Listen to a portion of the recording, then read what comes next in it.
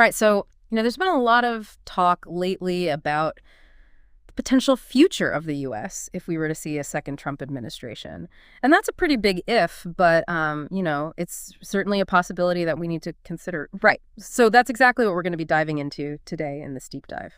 Yeah, absolutely. I mean, we're going to try to unpack some of the potential policies and directions that the country might take, and really importantly, how all that ties into the broader vision laid out in things like Project 2025. You've heard of that? Oh, yeah. Project 2025. Yeah. So for our listeners who haven't come across it, it's essentially a really, really comprehensive policy blueprint that's been put together by the Heritage Foundation and a whole bunch of other allied conservative organizations. And it's super detailed. It goes into pretty much every single aspect of the federal government you can imagine and sort of lays out a roadmap for how a potential administration could approach governing. And, it's interesting because President Trump himself has kind of publicly distanced himself from Project 2025 a little bit.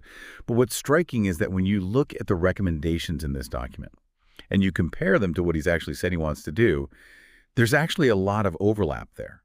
And in fact, over 140 former Trump officials actually helped write this thing. And a lot of his actions in the past have actually been very much in line with what Project 2025 suggests. So I think it's a pretty crucial lens if we're trying to understand what his potential agenda might look like in a second term. Absolutely. It gives you a sort of sneak peek behind the curtain a little bit, right? So what we're going to do in this deep dive is try to break down some of the most important parts of these potential policies across a bunch of different areas. We'll look at immigration, the economy, even how the government itself might be restructured. And the goal is really to give you a clearer picture of what these plans could actually mean in practice and what the broader implications might be. So should we jump right in? What do you think? Yeah, let's do it. Let's start with immigration. I mean, that was a huge focus during his first term and a source of some really major policy changes. And it seems like it's going to be a big deal again. Yeah, definitely. So one of the things that really jumps out is this whole idea of mass deportations. It suggests that the approach to immigration enforcement could become way more aggressive than it already is. Oh, yeah, definitely. It's not just about securing the border or anything like that. One of the most significant proposals is to actually end birthright citizenship for children who are born in the U.S. to undocumented immigrants. I mean, think about that for a second. It would be a fundamental reinterpretation of the 14th Amendment and how we've historically understood American citizenship. Huge, yeah. And if we take a step back and think about the bigger picture for a second, what kind of impact could that have? The agricultural industry relies super heavily on undocumented labor. If you were to start deporting people on a massive scale, couldn't that lead to some pretty serious labor shortages? And what would that mean for food prices? Would they go up for everyone? Exactly. Those are some of the really important knock-on effects that we have to consider. It's not just about who gets to stay and who has to go. It's about the wider economy and how all of these different pieces are connected. And then you've got the plans to expand detention facilities even more, make it harder for people to claim asylum. And of course, the border wall construction is supposed to continue. Yeah, all of that. And of course, when you're talking about policies like this, you can't ignore the human rights aspect. I mean, groups like the ACLU have been pretty vocal about their concerns. They're worried about the potential for widespread human rights violations if these policies are actually implemented and if they're implemented aggressively. And they also argue that getting rid of a huge chunk of the workforce like that could really damage the economy as a whole. Right. I mean, you're talking about millions of people potentially. And the ACLU's point is that a lot of these folks are actually essential workers. They're contributing to society. They're paying taxes. Removing them could have some pretty unintended consequences. Yeah, definitely. So let's switch gears for a minute and talk about the economy, which was another area where we saw some big policy changes in the first term. And trade was a huge part of that. It seems like that could become an even bigger focus in the second term, right? Yeah, absolutely. So have you heard this term, reciprocal tariffs? Yeah. That seems to be a central idea here. It basically means that they could declare a national emergency to impose this baseline tariff on all imports coming into the U.S. We're talking 10% here. 10% on everything. Whoa, 10% across the board. That's a pretty big intervention in global trade, right? It is. It's a big deal. And it's not just about this flat rate either. It also includes the threat of even higher tariffs on countries that have large trade deficits with the U.S. And they've specifically mentioned China and the EU as potential targets. So basically, it creates this really complex and potentially volatile negotiating environment. Yeah, so it's like using tariffs as a bargaining chip in a way, right? Mm. And the stated goal is to help American manufacturing and bring jobs back to the U.S., right? Just like with the tariffs that were imposed before. Exactly. The idea is that by making imported goods more expensive, it will give domestic producers a competitive advantage. But, and this is a big but, there's a lot of concern among economists about what this will mean for consumers. I mean, these tariffs are likely to push up the prices of a whole range of everyday goods. And that could really hit lower-income households hard because they tend to spend a bigger chunk of their income on basic necessities, things like food, clothing, that kind of stuff. And some analyses suggest that this could lead to a significant increase in the cost of a lot of consumer goods. I see. So it's like a trade-off, right? You might be helping some American businesses, but you're potentially hurting American consumers at the same time. Yeah, it's a delicate balance for Sure. sure. And it's not just about protecting American jobs. They're also using tariffs as a way to target what they see as unfair practices by other countries, like currency manipulation. Right, right. So it's about trying to level the playing field in a way. But if we zoom out and look at the global picture, what are the potential downsides to this kind of approach? Well, the big worry is that this could actually make inflation worse, and it could trigger retaliatory tariffs from other countries, and then you end up in this tit-for-tat trade war situation, which could actually harm the global economy and even end up hurting the U.S. economy in the long run.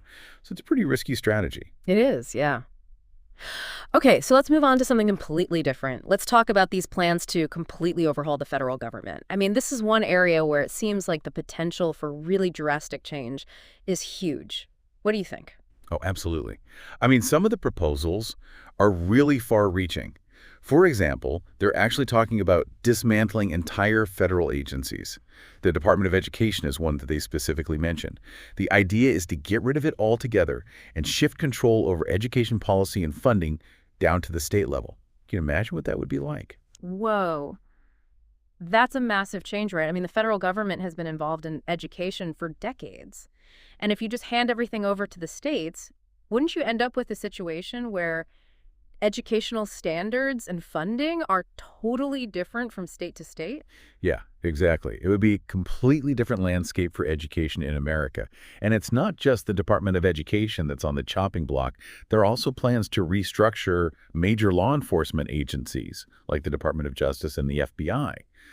And the idea there seems to be to replace a lot of the career officials with political appointees. So essentially to make sure that everyone in those key positions is loyal to the administration, right? But what would that do to the independence of those agencies? I mean, the DOJ and FBI are supposed to be impartial, right? They're supposed to operate independently of political influence. Right. And that's a really big concern that a lot of people have. The worry is that if you politicize these agencies too much, it could really undermine their ability to do their jobs properly.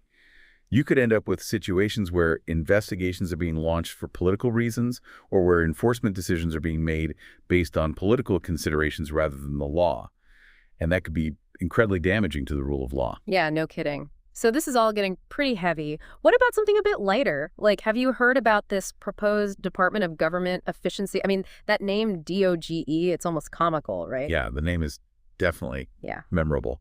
And they've even floated the idea of Elon Musk leading it, which is an interesting choice. But yeah, in all seriousness, the goal of DOGE would be to basically slash regulations and cut government spending across the board. And they want to do it aggressively. So this would be all about shrinking the size of government, right? Making it leaner and meaner. And I guess the idea is that it would boost the economy by getting the government out of the way, right? That's the theory, yeah. Yeah. But of course, there are a lot of potential downsides to consider as well. Critics argue that deregulation can lead to things like environmental damage, consumer safety issues, and even financial crises if it's taken too far. And then there are the potential social consequences of cutting government programs. I mean, a lot of people rely on those programs for things like healthcare, food assistance, and housing. So, it's a really complicated issue with a lot of moving parts. It is. And there's this whole idea of overhauling the civil service itself. I mean, we're talking about the people who actually run the day-to-day operations of the federal government, right? The folks who keep the lights on, so to speak. Exactly. And the plans here are pretty radical. They're talking about potentially firing or reclassifying tens of thousands of federal employees. Mm-hmm. And the aim, again, seems to be to ensure loyalty to the administration. Basically, they want to replace career civil servants with people who are more politically aligned with the president's agenda. So you're essentially talking about politicizing the entire federal bureaucracy, right? I mean, what kind of impact would that have on the ability of the government to actually function effectively? And what about the institutional knowledge and expertise that you'd be losing if you got rid of all these experienced civil servants? Those are really important questions. And the answers are honestly pretty uncertain. I mean, some people argue that this kind of shakeup is necessary to drain the swamps, to get rid of entrenched bureaucrats who are resistant to change. But others worry that it could cripple the government's ability to carry out its basic functions. It's definitely one of the most controversial aspects of these proposed reforms. It is, yeah. All right, so let's move on to an area that's always incredibly contentious: social and cultural policies. There are some pretty clear signals about potential changes in these areas, aren't there? Definitely. And it looks like a pretty significant shift in direction. In terms of LGBTQ plus rights, for example, they've talked about banning gender-affirming care for minors, rolling back federal non-discrimination protections for LGBTQ plus individuals, and even reinstating the ban on trans people serving in the military. These would be major changes that would affect a lot of people's lives. Yeah, no kidding. And what about diversity, equity, and inclusion initiatives, or DEI, as it's often called? There's a strong anti-DEI push in these proposals. The idea is to get rid of DEI programs in federal agencies and universities. They argue that these programs are actually discriminatory and that they promote a culture of victimhood. They say that the focus should be on meritocracy instead. But of course, critics argue that this would actually undermine efforts to address systemic inequalities and make American society less inclusive. It's a really heated debate, that's for sure. And then, of course, there's abortion policy, which is always a hot-button issue. What's the latest there? Well, it looks like the focus is going to be on restricting abortion access even further. They're talking about things like banning abortion pills nationwide. Yeah. And they're planning to do this by reviving something called the Comstock Act, which is a really old law that was originally meant to stop people from sending obscene materials through the mail. But they're now arguing that it could be interpreted to include abortion pills, which would effectively make it illegal to distribute them by mail. And they're also planning to continue their efforts to defund Planned Parenthood. So it's a pretty comprehensive attack on abortion rights, really.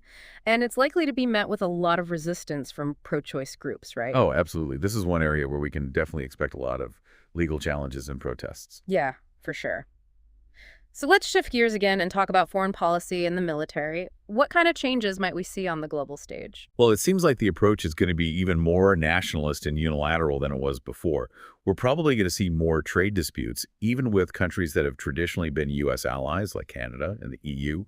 They're not afraid to use tariffs as a weapon, even against their friends. And there's also a real possibility that they'll withdraw from international agreements, especially those related to climate change, like the Paris Agreement. So basically a more go-it-alone approach, right? Yeah. Putting America first, even if it means alienating allies and undermining global cooperation. And what about the military? What are the plans there? Well, it looks like they're planning to increase defense spending and potentially expand the size of the military. And they've even talked about using troops for domestic border enforcement, which has raised a lot of concerns about the militarization of the border and the role of the military in domestic law enforcement. Yeah, that's pretty controversial stuff. I mean, using the military to police your own citizens, it definitely raises some red flags. And more broadly, this whole more assertive nationalist approach to foreign policy. What are some of the risks associated with that? Well, a lot of experts are worried that it could lead to more instability around the world, and it could damage America's relationships with key allies, which could make it harder to address global challenges like climate change and terrorism. And of course, there's always the risk that this kind of approach could lead to conflict. Yeah, there's a lot to be concerned about, that's for sure. Yeah. Okay, so before we wrap things up, let's talk about some of the controversies surrounding these potential policies and the pushback that they're already facing. Yeah, well, one of the biggest controversies is the connection to Project 2025. Like we said earlier, there's a lot of overlap between what's in that document and the policies that the Trump administration has pursued. And even though President Trump has denied any direct involvement in the project, it's hard to ignore the fact that so many of his former officials helped write it. So it definitely raises some questions about the extent to which this blueprint is shaping the administration's agenda. Yeah, it's like a shadow government in a way, isn't it? And have there been any legal challenges to similar policies in the past that might give us a clue about what to expect? Yeah, there have been. For example, they tried to cut funding for the NIH, and that was challenged in court. And there have been a bunch of other cases where courts have blocked certain administration actions. But despite these setbacks, the administration has continued to push its agenda. And it's likely that we'll see even more legal battles if they try to implement some of these more extreme policies. Right. So the courts are going to be a key battleground. And then there's the public response, right? I mean, we're already seeing a lot of protests and pushback against some of these policies. Oh, yeah, absolutely. There's been a lot of anger and frustration, particularly from marginalized communities who feel like they're being targeted by these policies. And there are growing concerns about the potential impact on democratic institutions and the overall direction of the country.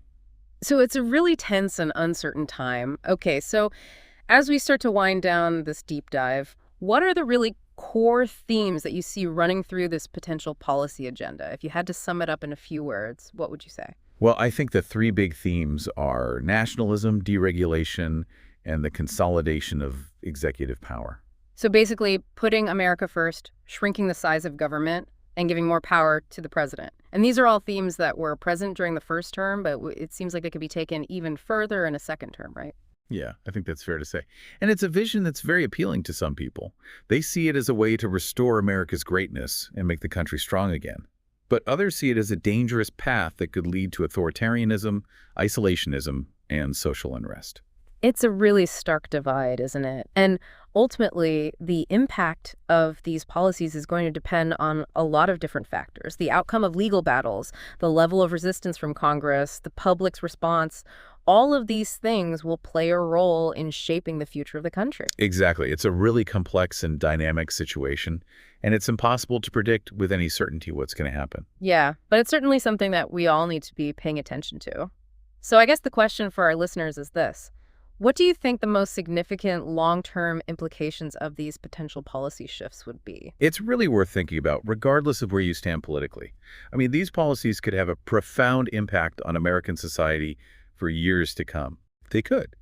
And I think it's important for everyone to engage in this conversation and try to understand the potential consequences of these policies, both positive and negative. Absolutely. So thanks for joining us for this deep dive. It's been a really fascinating discussion, and we encourage everyone to stay informed and stay engaged. The future of the country is at stake. I agree. Thanks for having me.